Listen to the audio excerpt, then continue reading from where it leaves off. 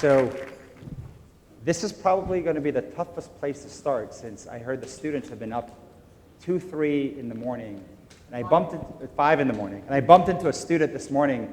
I was like, "You get sleep?" And he's like, 2 hours. That's all I needed. So thank you for coming. You're not taking your advice, Judge. I know. Sleep, you need to catch up at some point. So the 4 of us in the panel, we had an hour to discuss and talk about this topic. And one of the things that I hope we can accomplish in this hour is to keep it interesting, non-obvious, and we wanted to begin a lively discussion that we can hopefully then move into the audience. And we have promised ourselves we're not going to pitch. We're not going to tell you about history. We're not going to tell you about our companies, and we hope to keep it very interesting there. So I wanted to start by, I'm not sure if this is an upgrade or a downgrade, because I was actually supposed to be on the panel. The moderator got sick, and so I either got upgraded or downgraded, which I'm not quite sure, so I will let you figure that out. So I got up at 4 a.m. this morning, being jet lagged from New York City, and I went online and spent a couple hours researching and just typed in ethical leadership and just to see what comes up. And the information that came up was interesting because it talked about how the traditional view on leadership is about the main goal of leaders to increase production and profits. Then there was more articles, and it talked about how most of the work in ethical leadership is old text, as in most of the language is going back in history, very little new text. And then the other interesting links were all around business schools. The most popular courses today in business schools are around ethical leadership. And these courses are oversubscribed. There's tremendous interest on this topic. So as we sat down this morning and as a panel just started to have lively discussion, we were disagreeing, agreeing, and we're going through a lot of things. And there's a comment that was made, which I think all 4 of us felt, which is we know nothing of this topic. We know nothing of this topic, and yet we're on this panel. And as I got to know and meet these panelists, I have to say, these are some of the most ethical leaders I have met. Just full stop. And so I am so excited for them to share their stories with you. And so I'm just going to introduce each of them really quickly, and then we'll allow each panelist to tell a short story that really will showcase kind of them, who they are, and how ethics plays a role without even using the word ethics, where the word is so heavy. It has baggage with it. And who says, I'm not ethical? Like, it's a difficult word to even fully comprehend, so hopefully you'll see what we see as ethical leadership. First, really quickly, on my very left with the striped shirt, Satyam. Satyam has a very interesting story, and his story starts actually with him working in the corporate world. So, corporate world, maybe evil company, who knows? And I asked him, what was the change agent? What was the point that you changed where he has now dedicated his life to nonprofit work? And what was the change agent? And for him, it was getting married. When he got married, and this is exactly what he said, what I want to do in life. I wanted my wife to know what I would want to do in life. He wanted to make her proud. So I think there's a theme you may find, which is around the women in our lives and the role they play in terms of ethics. Then I had a conversation with Nitya, and if you remember in the beginning when she got up on stage, and her words were, and I was thinking, how do I remember like which of the speakers you were? And she said, I'm completely a nobody. Now, she went up on stage and said, I'm a nobody. And as I heard her speak and talk about her background, I was like, oh my God, what do you mean you're a nobody? You've done more than most people in like 2 lifetimes. And the more interesting aspect of Nitya to me was the work she's doing in the present. And she said this to me, she said, success as inner growth, inner contentment, not running after things all your life. And she spends most of her life focused on women, helping women, and said they're holding half the sky. That we give them a sense of the whole, and giving purpose comes from women. So once again, a very common theme with who you got married to just the work in women. And then the last introduction on my left is Adi. And the vitals of her resume and what she's doing now in Google Education is so less important than what she did starting at 11 years old. She started volunteering at a nonprofit at 11 years old.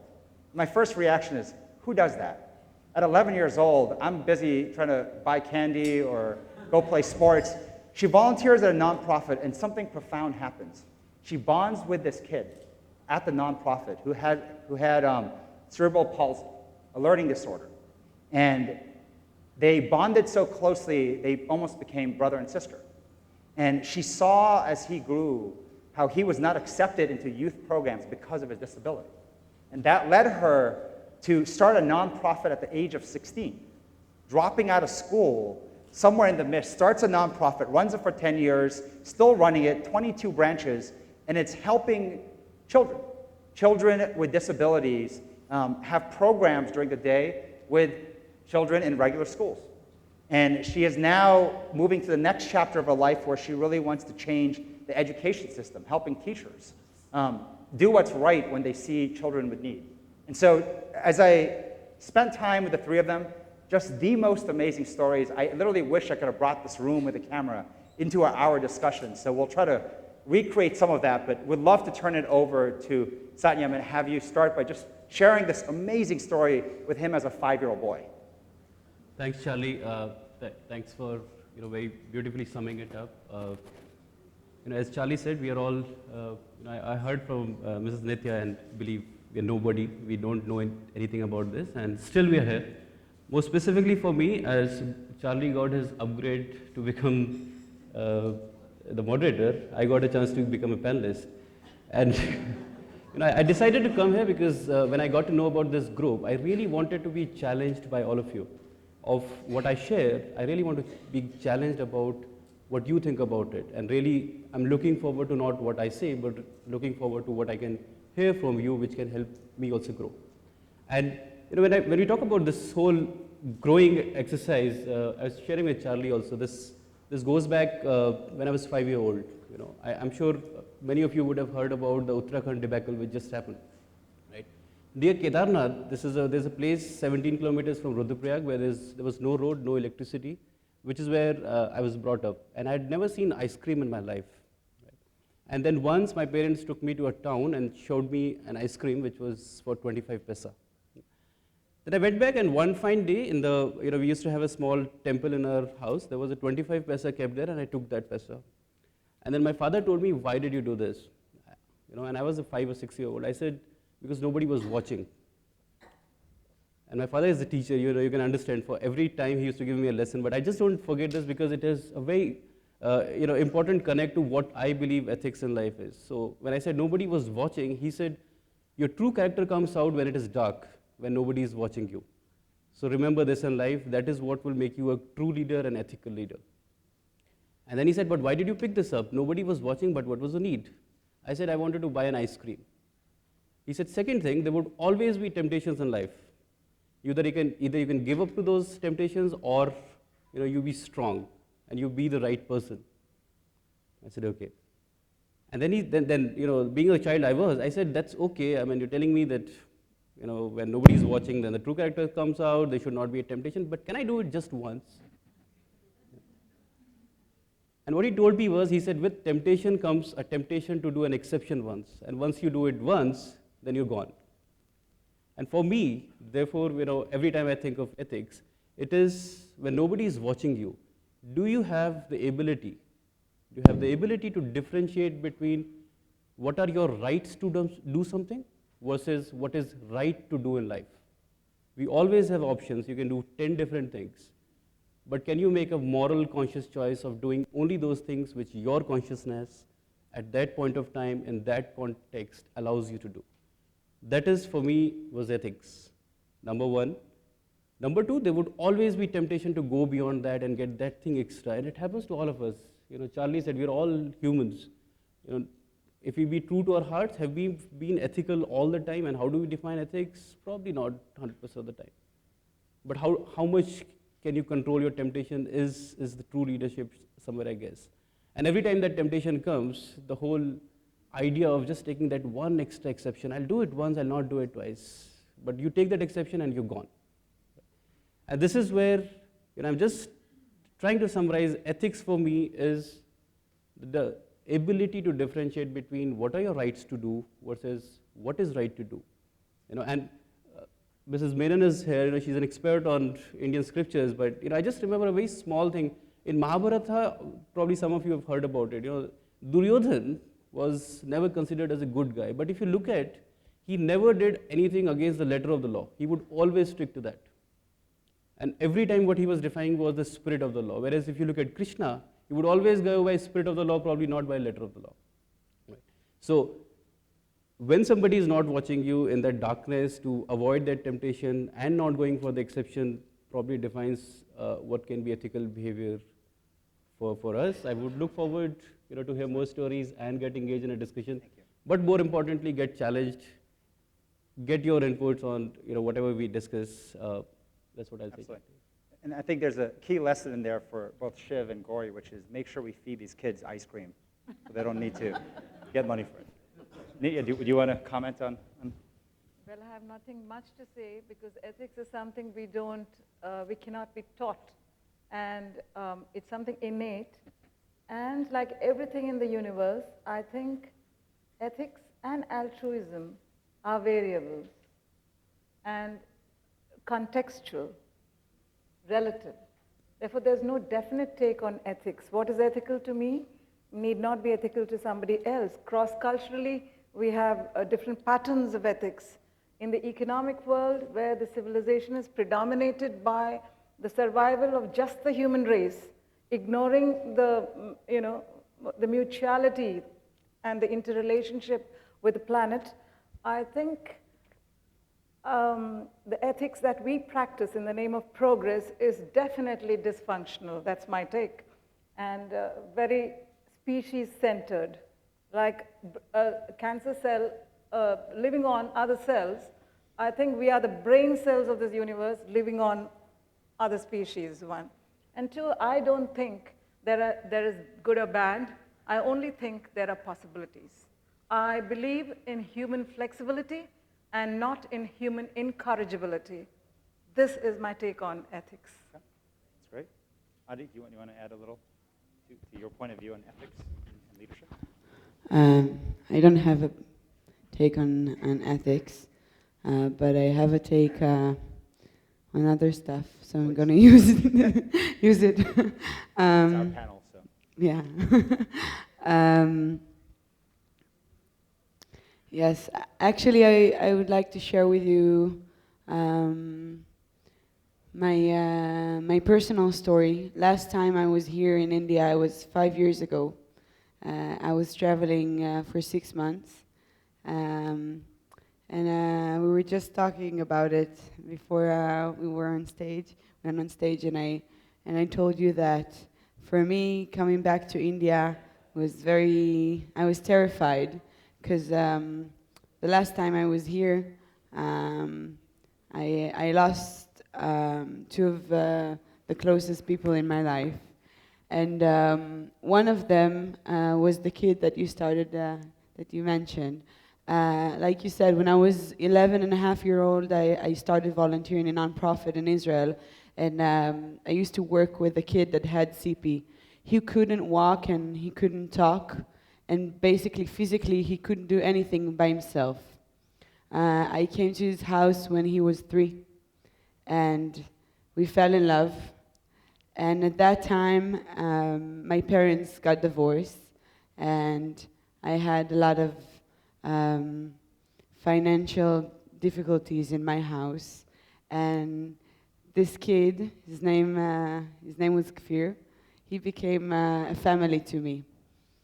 He loved me with no conditions, and whenever I cried, he used to cry with me, and whenever I laughed, he used to laugh with me. And like you said, we were like brothers and sisters. And during the years when I grew up next to him, I saw 3 things that happened. One is that when we went outside, when people looked at me, they saw an angel, someone, that's doing so many wonderful things for the handicapped child, that is taking care of the poor child. And when people looked at him, they saw the disability. They saw the kid that cannot keep his head straight and that cannot do anything physically by himself and cannot walk. And that was very difficult because he was a friend of mine, and I didn't saw myself as a volunteer. Second thing was, whenever I thought of him, I was thinking, okay, what will happen in the future? Will he get married? Will he go and serve at the army, like all Israelis are doing? Will he go to school? Will he graduate? Will he ever go to India? And whenever I thought of those questions, the answer was no. And it wasn't because he can. He can love a woman, and he can go to school, and he can do lots of things, but the society doesn't see it this way. And he doesn't have opportunities in the societies to fulfill his dreams. No one even thinks that he has dreams. And the third thing for me, when I grew up, was the understanding that the biggest need for him was friends. And for people with disabilities in Israel, the biggest need is not therapies, is not treatments, is to have social life. And in Israel, I don't know if you know this, but every teenager is going to youth movement, like Scouts, if you know. And he wasn't accepted to the Scouts. So when I was 16, I joined a leadership development program, like this one. And I asked myself, okay, there is fear in myself, but what about the rest of the kids all over the country that don't have friends? And I decided that I want every kid in my country, and it doesn't matter what kind of disability he has, to have friends, to see himself and to feel himself as a meaningful person in the society, like Fear was. I'm saying was because, as I said, he passed away almost 6 years ago, when he was 11.5-year-old, when I was here in India. And for me, he was my greatest teacher and my greatest leader. And, you know, and today, 10 years ago, you know, I was 16 when I started my organization, and I decided I want to create the first and only youth movement that will integrate kids and teenagers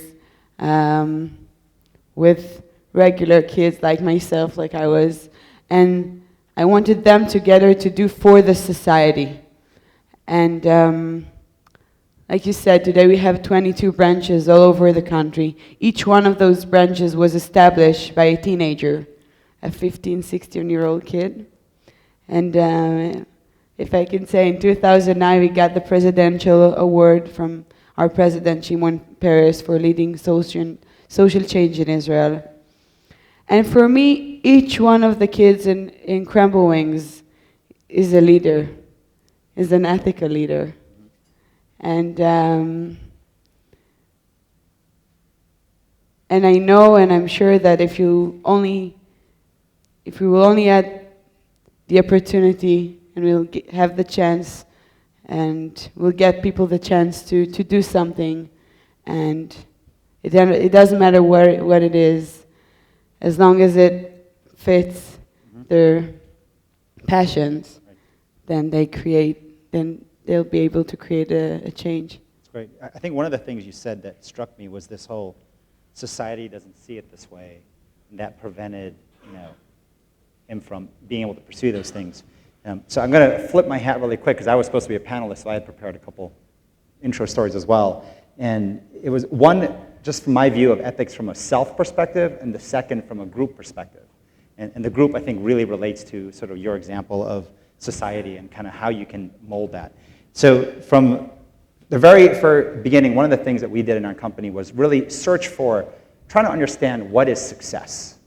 So as we did research and looked deeper and deeper, we found something very simple and profound.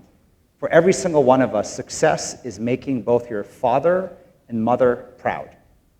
So in life, we will all work to make both our father and mother proud, and they both are proud for different reasons. Fathers are proud of us when we achieve. We graduate. We built a nonprofit that went to 22 branches. We're authors of books. We've got promoted. Fathers like achievement. But mothers are most proud of us when we're happy ourselves and are kind to others.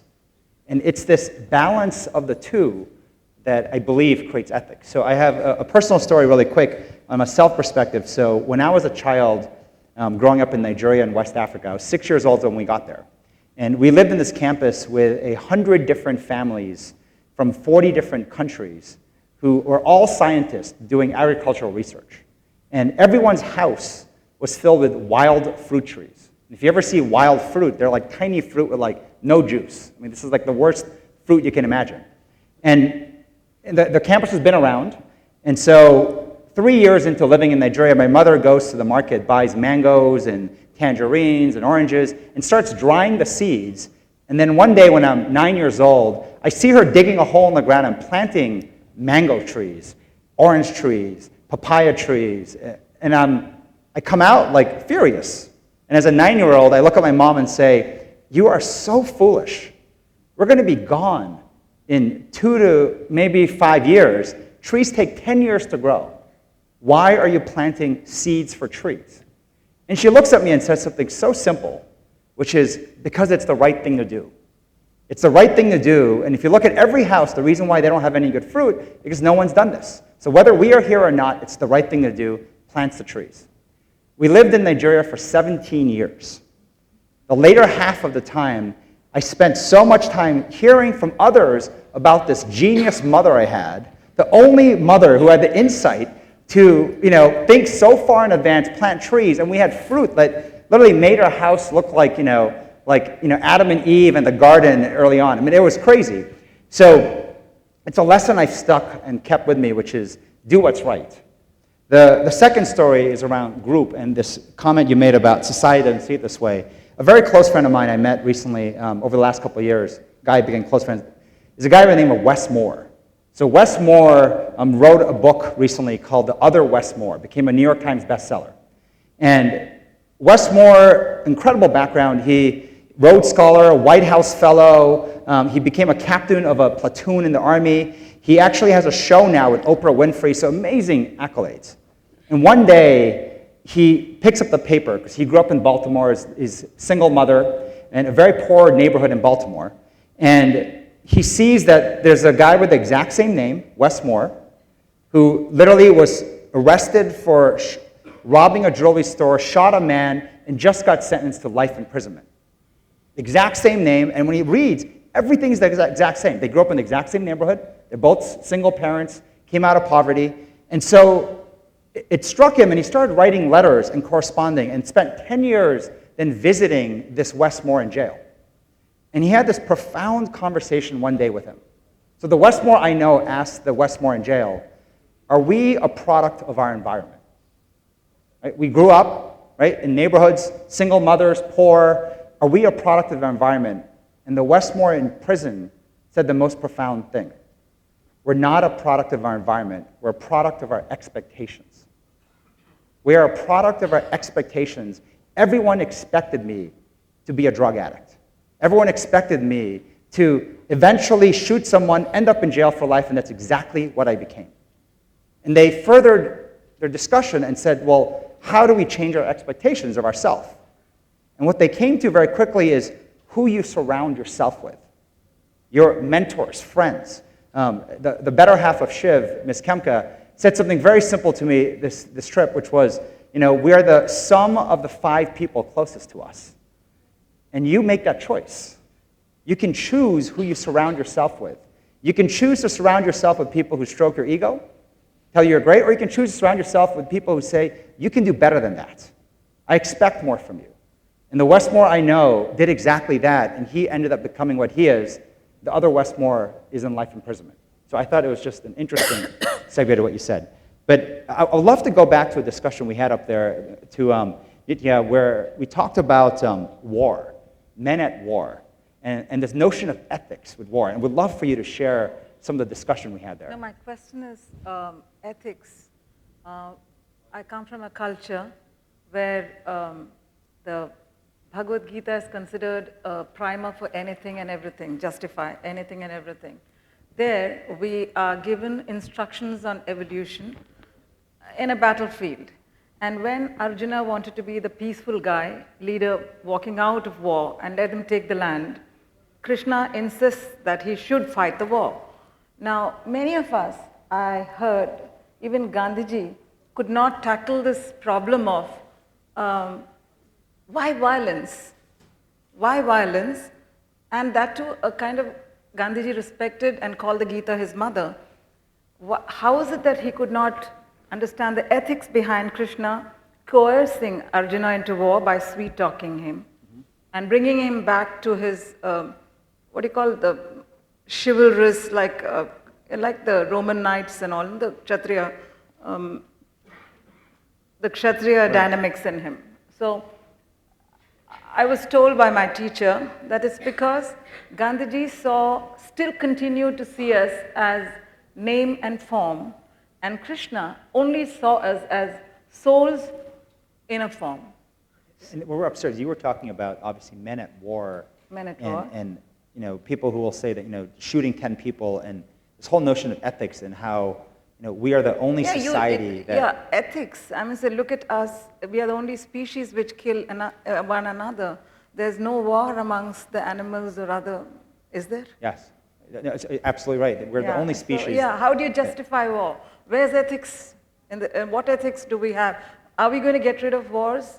We've stockpiled so much of weapons and we still talk about peace programs, right? Yes. We are thinking of fragmenting ourselves more and more. And also another interesting thing in this morning discussion is you had seemed to not agree with bringing over the past into the future. But man is an evolution, and what are our gains from the past has to be expressed differently in the future. So we cannot put aside a whole body of human endeavor, the rich human endeavor, which are stored in our wisdom books, and ignore it completely just for, I think it's a very fragmented kind of a thing. So let the audience ask some questions. We can't go on and on. Well, I think what's interesting on the comment of war was, Adi, I think you made this comment about joining the Israeli army and how one of the first things they do when you join is actually a 3-month course on ethics. Would love for you to share some of what they teach, what you learn. I mean, even the idea behind it. I mean, well, I'm not such a great... I'm not a professional for army matters, but every soldier in Israel, and it doesn't matter what you do. I went to the army band and I played the guitar. So it doesn't matter what you do in the army. You start by joining this course, and one of the things, along the other things that they teach you, is ethics, and that at the end of the road. You have all those rules and all those stuff, but your conscience is the higher boss, and they train you by bringing all kinds of dilemmas and stuff like that. Can you give us for instance, that would give us a flavor? I don't know if you remember, like an exercise or a test or. Narkis, maybe you can help you with this one. What? Please. Should we get you a mic, maybe? Yeah. You can speak, I can repeat. Wait, no.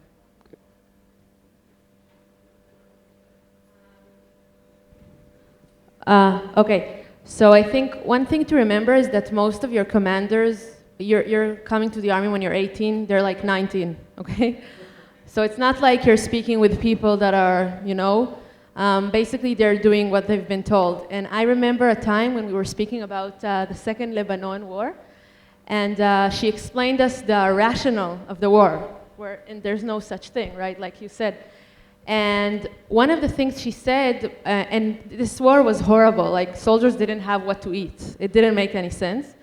Like the army was not ready for it. And I remember I asked her, so she needed to explain to us why is this war happening. So we have like a conscious rationale of that. And I remember I said, yeah, but so many soldiers died and also people from both sides and nothing was seriously accomplished. But then she said, yeah, but more people from their side died. And then I said, yeah, but it's not like a Tetris game or something like that. It doesn't make sense. And I started crying. And then she like didn't know what to do, and like the discussion changed. So basically, I think it demonstrates, it's just one example of a lot of things that happens there, but basically, it's not like there's, okay, this course Adi is speaking about, all the time people there try to justify what's happening. It's not about Israel being wrong, Lebanon being right. It's just when you have an army, things that are crazy happen and people try to explain it and you always get stuck because it doesn't make sense. Now, it's not that I have an alternative. Like, if we don't have an army, I don't know what will happen. But you get these ethical dilemmas on a daily basis. I was in the intelligence unit and I actually saw in my eyes things that happen that I see in movies. And I'm like, in the intelligence unit, I'm seeing it happening from the side, and you're asking yourself, what can I do? It's such a big system. My personal note is, I think you need to be part of it and to see it for making a change. But like all the time, you have these ethical dilemmas, ethical conversations, and it feels that there's not a lot to be done. But you have stories in history that one person changed things and stuff like that. But it's actually interesting. I never thought about it, that Adi is right. Like, they bring you in the beginning, you're just a soldier, and the language they speak to you is ethics. But then when you start asking questions, it just doesn't make sense, you know? So I think... Yeah, but exactly. I think that the most, sorry, I want to take this conversation out of the political and and I want to say that even in a situation of war, which is, you know, you can say, like you just said, that it's like it's a conflict between ethics, and even in this place, you can find the boundaries of ethics, even in those places. Mm-hmm. And I feel that's the most important thing, and it's really at the end of the day between you and yourself. Right. And it was an interesting discussion. I think, I don't know if you're going to... I just want to say, like, you know, I'm probably trying to take the discussion only from ethics to ethics and leadership, you know, like, I completely agree with Mrs. Menon that it is a variable, it is contextual, it depends on time. You know. Would really love to hear thoughts from people as well that, you know, in those particular contexts, what is strong leadership then all about? How does, you know, in those particular contexts, how do you become ethical as well as, you know, bring that conviction of being a leader? Because eventually, if you do not have that conviction, if you do not have that rationale by which you can have a moral conscience, which probably at times can come from learning scriptures in the past, the wisdom which is there, at times from your experiences, and at times from naturally to people. I think I'd love for you to comment where I think one of the discussions we had upstairs was this whole notion of being selfish. Because I think even in many ways about war, it's about your country against some other country. And would love you to maybe share with some of the audience some of the discussions where what role does that play? Because the word selfish has a very negative connotation. Yeah, so Charlie, as we were discussing upstairs as well, I think the whole idea of leadership has to start from breaking this whole shackle of I, and, you know, involving everybody around you, but then again going back, you know, to that conviction of being a strong leader. Because, you know, I just remember this very interesting incident. You know, I was working in a corporate, I had a boss, and she was, her husband joined non-profit. And I told her, you know what, I also want to join not-for-profit sector. She said, why don't you do it today? So I said, oh, but, you know, today I've got so many responsibilities, this, that, and, you know, I just cannot take that step. So she asked me, can you kill me? I wanted to kill her, obviously, but, you know, I couldn't say yes. I said, no, obviously I can't kill you. And then she said, okay, what if I tomorrow come to your house and kill your parents, would you then kill me? I said, obviously I'll kill you. Right? So I think, you know, and then she told me this, she said, that means that, you know, today you do not have strong enough conviction or reasons for you to believe that you need to shift into not-for-profit sector. And these are all excuses then. We rationalize what is ethical based on what our convenience is at times. And I think a strong leader has to be the one who can come above these. And we all have been party to some of these weaknesses and times. But I guess the whole idea of a strong leader who can come above all of these, come over this whole concept of I, not give to those temptations, not take those exceptions, and come with very strong conviction, because if the leader is not strong, followers would never come. Right. I would say as a boss myself, I am scared to ask that question to any of my followers of will you kill me, for fear that they may say, can I go first? Right. But, I can't agree more. I so much wanted to. Yeah, I'd love for you to comment. I know when we were leaving the room, we talked about this whole notion of society versus the world, and this notion of responsibility, ethics, and I feel that, we have a social conscience which necessarily need not be the highest. And usually we are like hypnotized by that conscience, and we decide what's right to do and what's not right to do. We have in our cultural background many books talking on ethics and morality. I, for one, have committed all the 10 commandments I have not obeyed in my life. And if I'm unethical because of that, well, that's again contextual. The Ramayana, which is a moral ethical code for us, was written by a thug who converted to a great spiritual writer. Vyasa, who codified the Vedas and gave us the great Mahabharata, which people are just getting patents and the problem of good and evil, etc., etc. Vyasa himself raises his arms and says, oh my God, I'm so discontented because I'm not able to convey to humanity what is good and what is evil, what is dharma and what is adharma in our language. So he meets this great sage, Narada, who comes and says, boss, instead of breaking your head over what is ethical, what is non-ethical, come on, focus on your vision and everything becomes ethical. Just focus on your vision and it becomes ethical. And that's how we as a race were initiated into the emotional, the heart side of spiritual endeavor. And we got the great text from Vyasa called the Bhagavad. I can imagine in the audience, though, like especially with the students, they'd say, well, what is that vision? Exactly. Right? What is the vision that would make me But that's personal. That's again like Abraham Maslow's hierarchy of needs. Sure. When you're at the survival level, your ethics is different. But if you had to give sort of our young leaders any guidance, because I agree it's personal, but if you had to give any guidance to our young leaders in the pursuit of that vision, what would you? Well, I have a very democratic view. I think we all have a learning curves, and we should be allowed to grow according to our learning curves. Okay. So I don't think thou shalt not. Okay. It doesn't work with me. So there's no pursue a woman leader in your life? I've got to interject here. Yeah. Because I strongly disagree. Pardon? So I said I strongly disagree. So I need to interject. Okay. Because I can't hold myself back. So sorry. No, this is great. We want disagreement. We were looking for We're people looking to disagree with us. To say that your vision will automatically create ethical path, I completely disagree with that. Hitler had a vision. Stalin had a vision. Did they create an ethical path? But Hitler's vision, however negative it was, it brought the world together, us together, against a force, exactly what the Mahabharata did. Well, I think this is a good comment. Is morality relativist? How much relativism is there in morality? These are the questions everyone needs to think about. Each one of us has to make those decisions. I personally think that there are some issues that are gray, but there are some issues that are black and white. Yeah. And so I think, what is ethics? I think all the young people here need to really think hard, because I don't think Hitler led an ethical life. I don't consider him a great leader for that reason. I don't consider Alexander the Great a great leader. We call him Alexander the Great.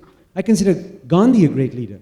Mandela a great leader who was in prison for 22 years, came out of prison and forgave. That's the quality of leadership that I would call great leadership. So, I don't know. I think it's a very low standard to say that Each of us can decide, and whatever it is we feel fine, that's ethical leadership. I strongly disagree with that. Which means that you still agree that a society which is controlled and honed by force, be it military or the police, and follow ethical laws, is an evolved society? Where is democracy there? You call that an evolved society? So there was an interesting quote that I researched this morning, where it was a 19th century historian, it's Lord Acton, who said, power corrupts and absolute power corrupts absolutely. Yeah. And then he goes on to say that all great men, or just that great men are almost always bad men. This whole notion, and coupled with that, I found this other study done by Forbes magazine, and it was talking about ethical lapses, when it occurs. They found it consistently is confined to a few people. And it's at the apex of the organization. And when you look at these aggressive acts of dishonesty where they destroy their careers and even their organization, it's almost always generally executed by a very few senior people. And so the whole question that came about was, how do you prevent that type of leadership? I think, I kind of, agree with him as well.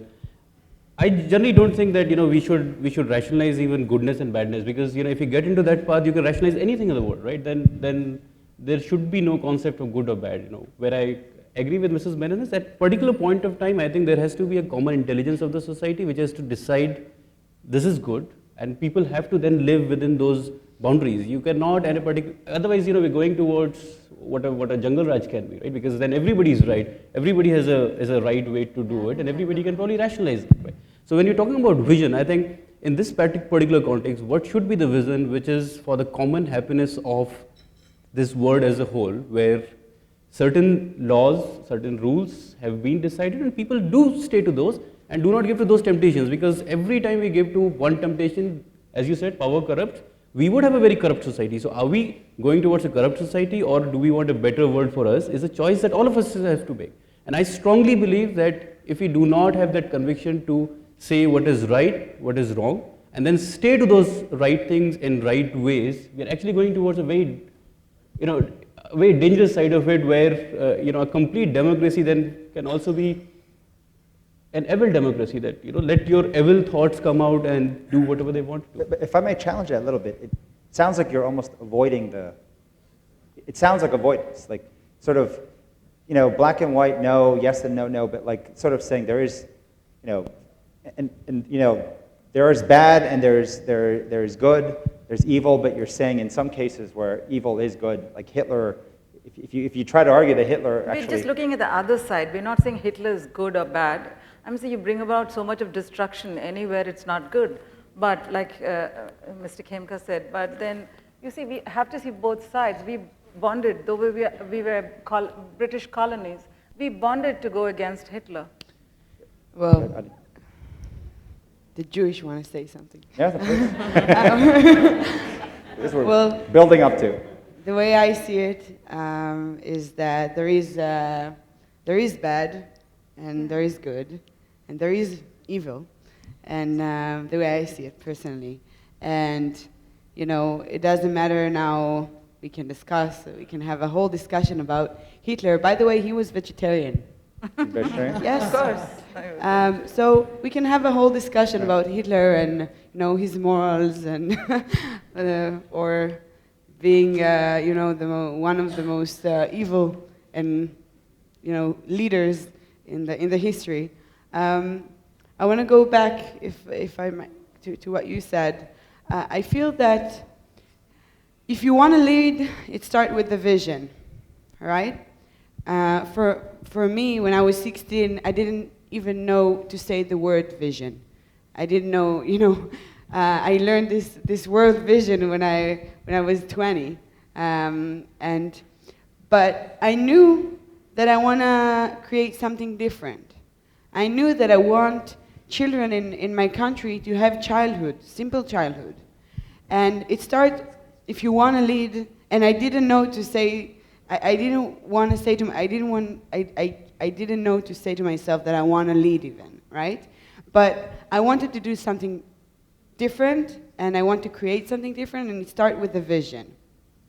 Ethics when you start to lead, you have the responsibility Yeah. of acting in a certain way, and ethics is a huge part of it.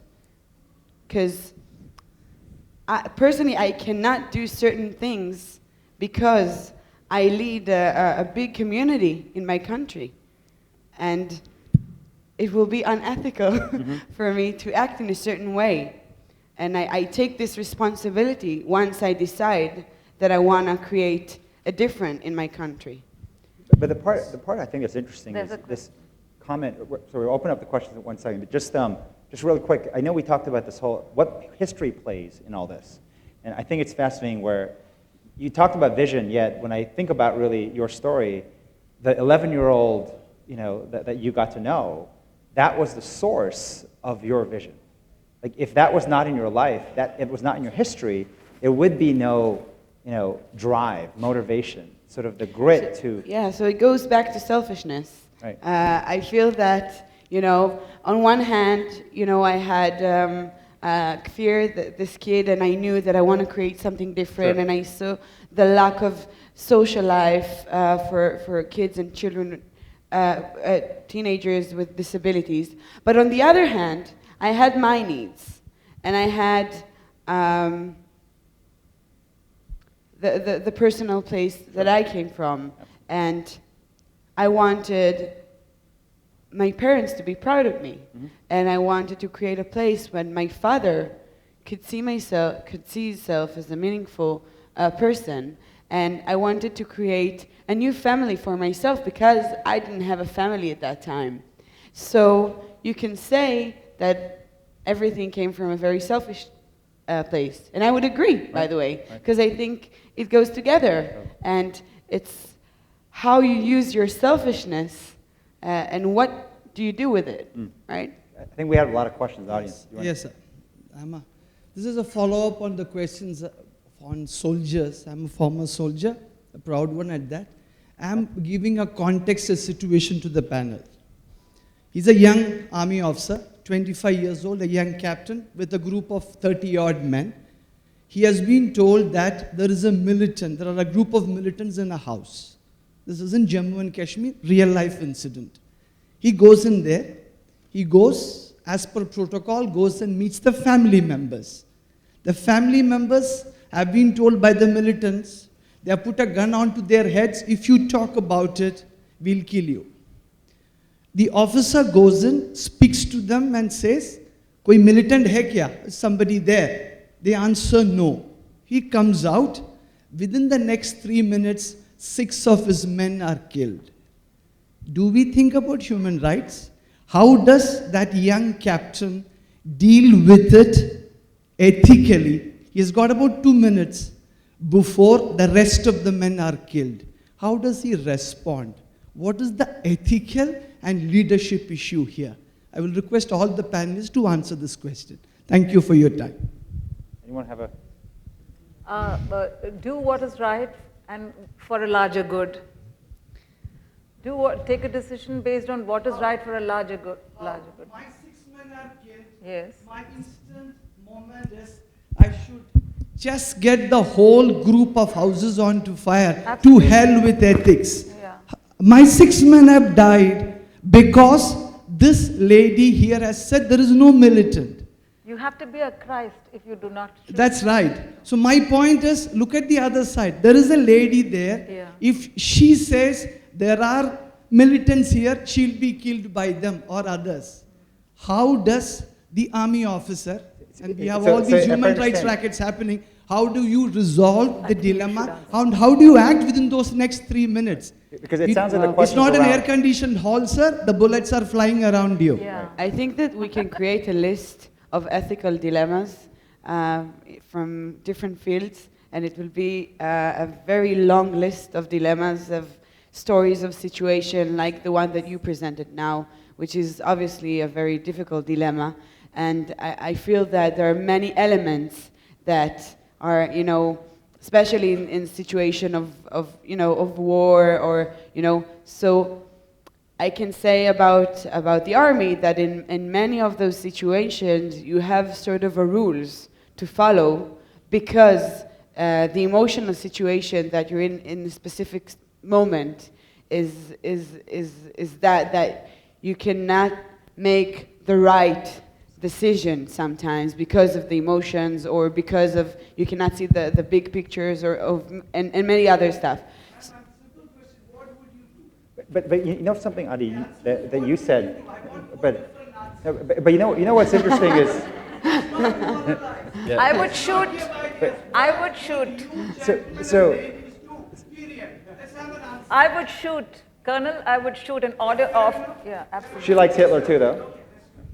Yes, I think I would like to humbly suggest that all leaders must understand that our mind is an extremely limited instrument, guided all the time by our senses. And the mind also influences the senses, and we are driven by senses. Our mind is an extremely limited instrument, and we should recognize that. And if you have this humility, then you would connect yourself to something which is beyond your mind. But that is not And- the vision is supposed to be beyond your mind.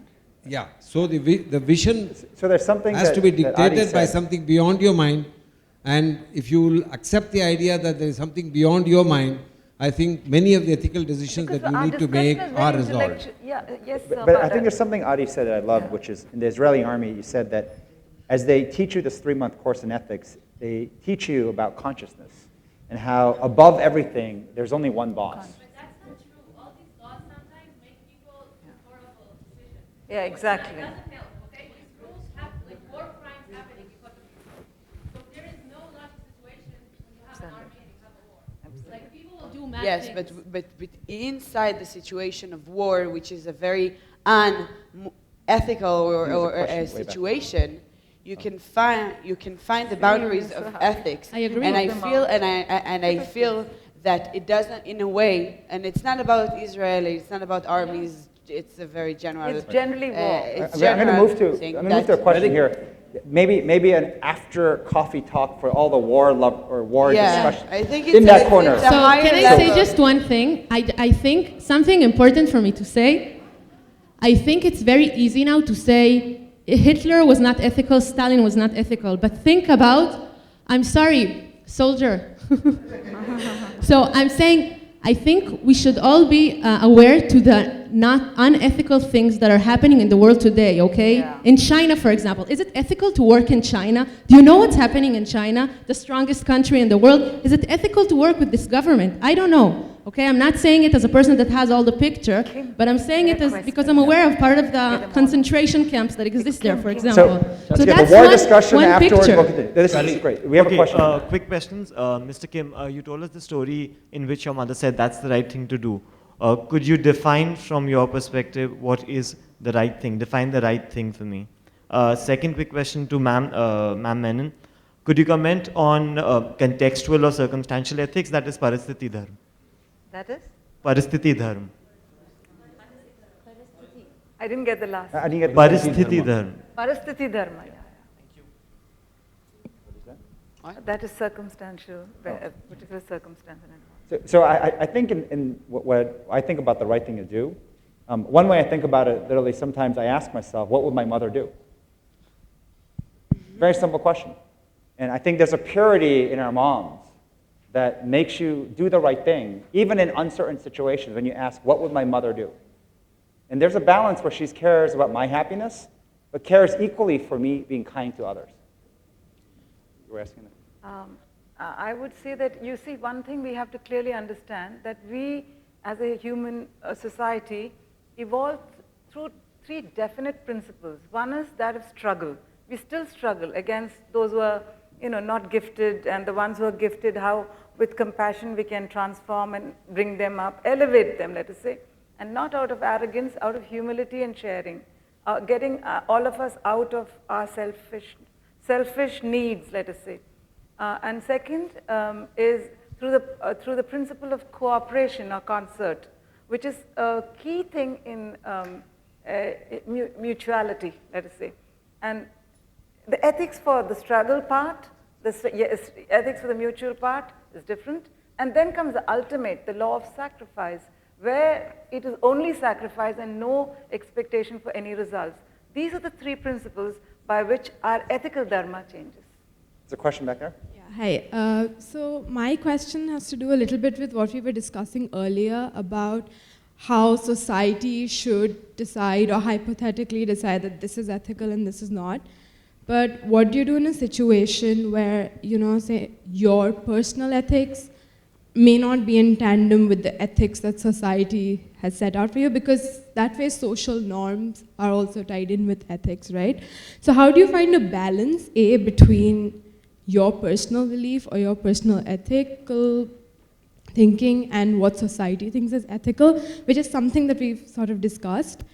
And also, secondly, because I believe that a leader or someone who's influential, I think the main point of being a leader is that you are that one person that sort of stands out. But when society is discussing or defining that this is ethical and this is not, doesn't that sort of constrict the whole process of evolution and development? So where is that compromise, or how do you compromise between personal ethics and what society thinks is ethical? You want to come? Yeah, so I'll answer to that thing, but before that, I just wanted to make a point. I think our discussion is going into the 10% of very tough cases, whereas what I understand is there are some very young people here. I fail to understand, can we not in 90% of cases clearly define good and bad? Is kindness not good? Is being good to others not good, right? And I seriously want all of us to go away from here talking about that, yes, there is goodness defined in 99% of the cases.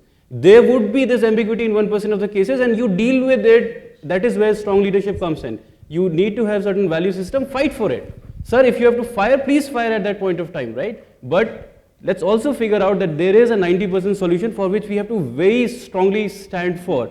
What is good, you can define 99% of the time what is good. 1% of the time you cannot, let it be. If we focus on this 99%, we can make a much better world. I really want to make that point because it scares me if the discussion goes towards what we cannot do. Let's just focus on what can we do. And in that, what is leadership is very important. Right. And I think once again, to answer your question, the word society, who is that? I think it's easy to pick a word and it's not people, it's just this thing. Which is why I come back to your environment. It's amazing how you control your own environment. You can choose who you surround yourself with. And it's amazing what that does.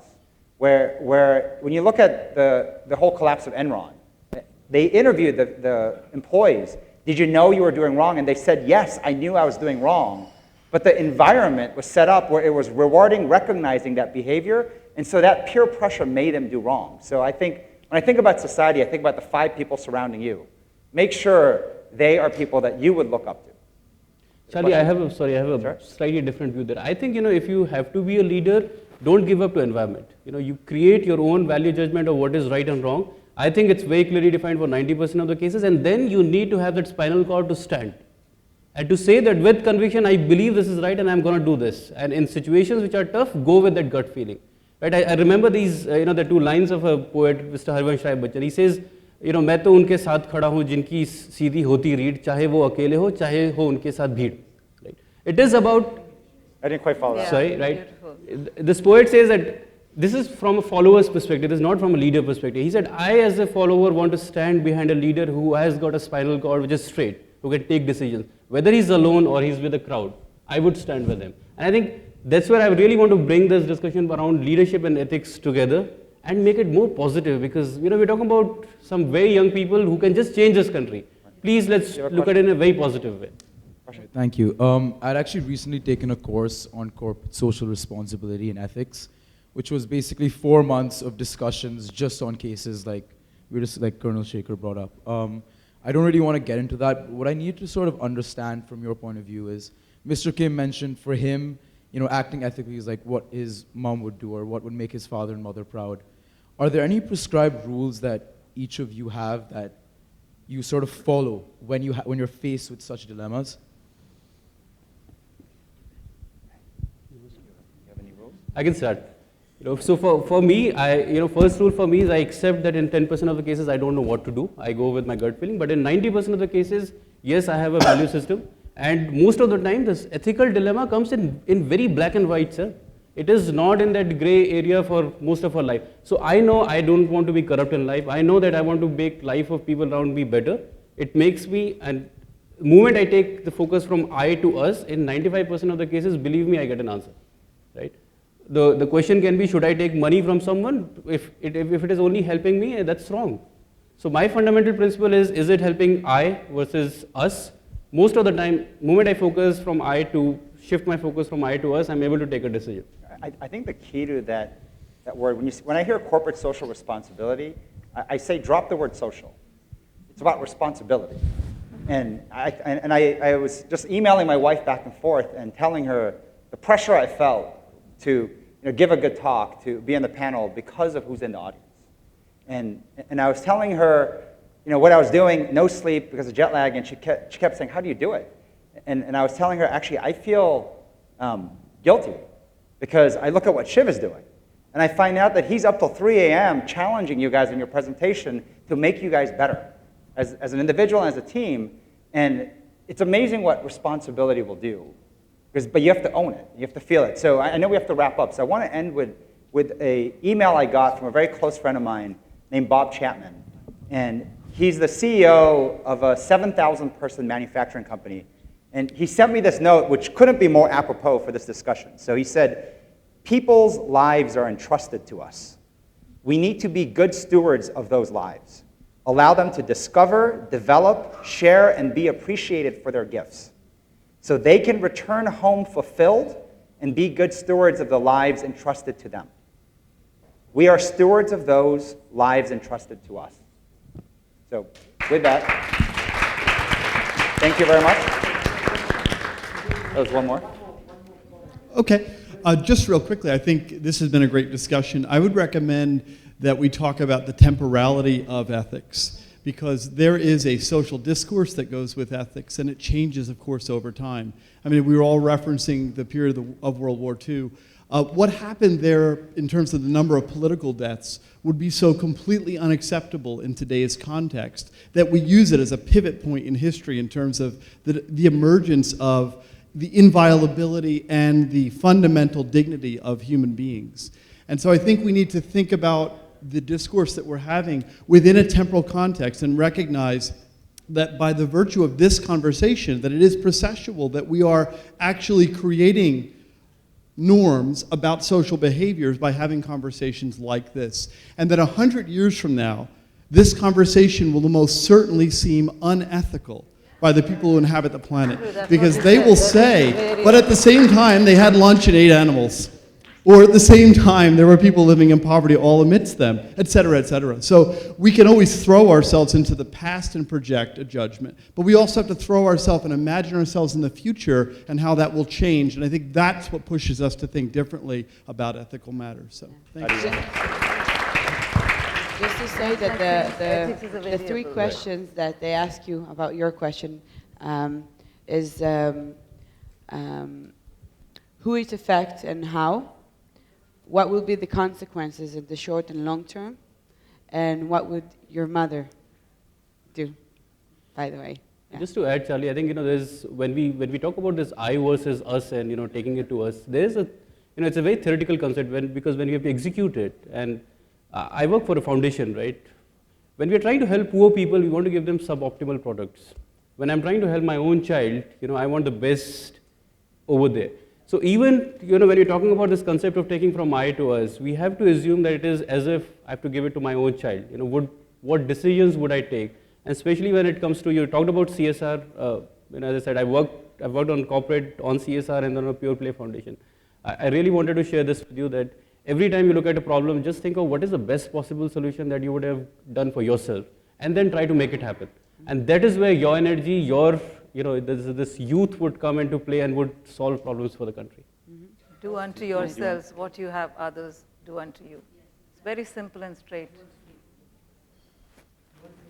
He asked good questions. I do have one last question, and I know we've been playing this game for like 5 minutes. But I wrote this down because I didn't want to forget it. This is my question for all panelists, and starting with Mr. Kim.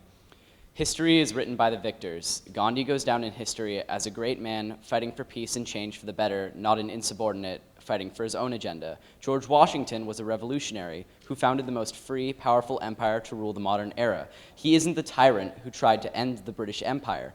The leaders we call evil are the leaders who lost: Hitler, Stalin, and Mussolini. Ethics is a lens, and we see it through the scope of history that we wrote, where we are the winners, fighting for good, fighting for peace, fighting against the evil that disagrees with what we call ethics. Do you disagree with this statement? History is written by the victors and ethics defined by the champions. Why or why not? So there's a fascinating thing that I learned when you joined the US Marines. Half the training is more physical, guns and lifting weights and whatnot. The other half is actually history. Like the most elite forces in the US, they spend 50% of the time being trained in history, the origins of the Marines.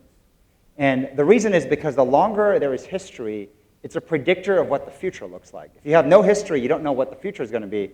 But the history gives you this responsibility to continue what was started way before you. Life didn't start when you came. It started way before. But what I found interesting about telling origin stories, there's so much detail in history. I mean, if I went to you and told you about my life even just this morning, I could take, 8 hours telling you second by second what I did. You can choose what to tell. And I think part of the responsibility of leadership is telling the right origin stories. You look back in time and you find the things that are examples of what you want others and what you want to carry forward. And I think that's what can create a better future. So do you agree? So I agree in that history is a critical part. But once again, I think there's a responsibility on leaders to pick the right stories within. I think I don't care about history, really, right? And probably it has been written like that. I really don't care about it. I think what is in front of us is today and what we can do in future. We have to do it in right ways. Probably right guys lost in the future, in the past. I just don't care.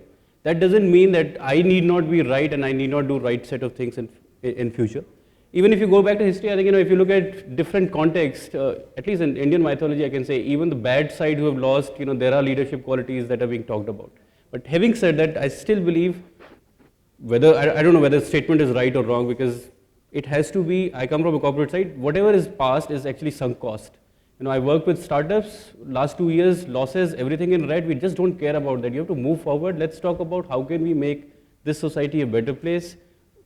Rest, for me, is just not relevant. Yeah, do you have a comment? I think mothers should take over.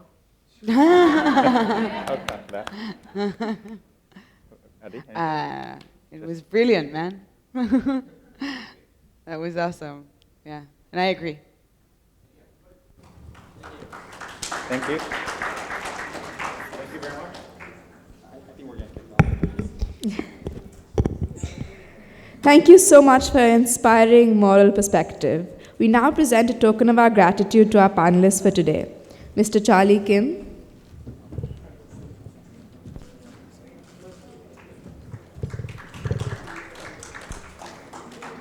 Ms. Adi Altschuler,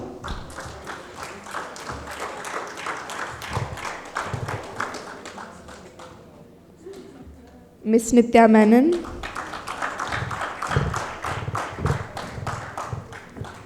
and Mr. Satyam Dharmora. Ladies and gentlemen, may we please have a round of applause for the panelists.